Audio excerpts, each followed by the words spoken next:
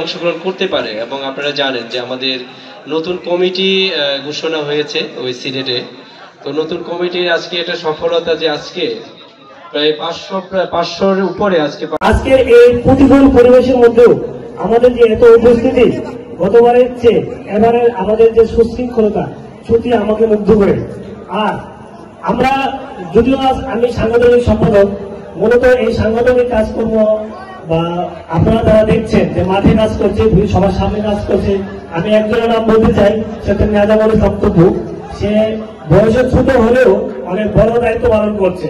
এছাড়াও এই আজকের যে অনুষ্ঠান আয়োজনের পিছনে ডাক্তার সাইফুল, সবাইকে আমার ধন্যবাদ জানাই।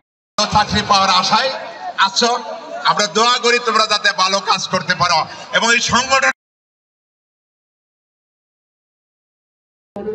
থাকবে আমাদের গর্বে প্রতিষ্ঠিত হয়ে তারা এখন আমাদের দেশকে, সমাজকে এবং পরিবারকে গুরুত্বপূর্ণ ভূমিকা রাখছে। আমি আবার আসছি, ঠিক না? ডাকলেও আসবো, না ডাকলেও আসবো, ইনশাল্লাহ আসতেই থাকবো।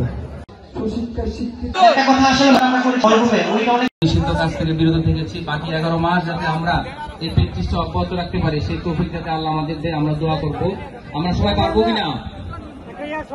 কারণ বছর থাকে, রমাদানে যেভাবে জামাতের নামাজ পড়ি, রমাদানে যেভাবে বিভিন্ন কাজ থেকে, নিষিদ্ধ কাজ থেকে বিরত থাকি, সেভাবে যেন আমরা বাকি 11 মাস বিরত থাকতে পারি, সেই চেষ্টা আমরা করব। আমি সময় খুব সংক্ষিপ্ত, এই জন্য আমরা ইসলামিক